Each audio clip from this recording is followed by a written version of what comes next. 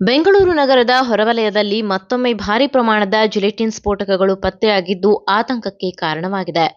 Avalahalli police ಠಾಣೆ ವ್ಯಾಪ್ತಿಯ ಕಾಡ ಅಗ್ರಹಾರ ಬಳಿ ಸುಮಾರು 225 ಜಿಲೆಟಿನ್ ಕಡ್ಡಿಗಳು ಹಾಗೂ 50 ಡಿಟೋನೇಟರ್ಗಳನ್ನು ಪೊಲೀಸರು ವಶಕ್ಕೆ ಪಡೆದಿದ್ದಾರೆ. ಖಚಿತ ಮಾಹಿತಿ ಆಧರಿಸಿ ದಾಳಿ ನಡೆಸಿದ ಪೊಲೀಸರಿಗೆ ಸ್ಫೋಟಕ ವಸ್ತುಗಳು ಯಾವುದೇ ಪರವಾನಗಿ ಇಲ್ಲದೆ ಸಂಗ್ರಹಿಸಿದ್ದವು ಎಂಬುದು ಪ್ರಾಥಮಿಕವಾಗಿ ಬೆಳಕಿಗೆ ಬಂದಿದೆ. ಈ ಸ್ಫೋಟಕಗಳನ್ನು ವೆಂಕಟರಾಮರೆಡ್ಡಿ ಮತ್ತು ಆತನ ಸಹಚರರು ಕಲ್ಲು ಕ್ವಾರಿ ಕಾರ್ಯಕ್ಕಾಗಿ ತಂದಿದ್ದೇವೆ ಎಂದು ಹೇಳಿಕೊಂಡಿದ್ದು, ಆದರೆ ಇದಕ್ಕೆ ಸಂಬಂಧಿಸಿದ ಅಧಿಕೃತ ದಾಖಲೆಗಳು ಲಭ್ಯವಾಗಿಲ್ಲ ಎಂದು ಪೊಲೀಸರು ತಿಳಿಸಿದ್ದಾರೆ. ಘಟನೆ ಬೆಳಕಿಗೆ ಬಂದ ತಕ್ಷಣ ಬಾಂಬ್ ಸ್ಕ್ವಾಡ್ ಸ್ಥಳಕ್ಕೆ ಭೇಟಿ ನೀಡಿ ಪರಿಶೀಲನೆ ನಡೆಸಿದ್ದು, ಸ್ಫೋಟಕ ವಸ್ತುಗಳ ಕಾಯ್ದೆಯ ಅಡಿಯಲ್ಲಿ ಪ್ರಕರಣ ದಾಖಲಿಸಲಾಗಿದೆ.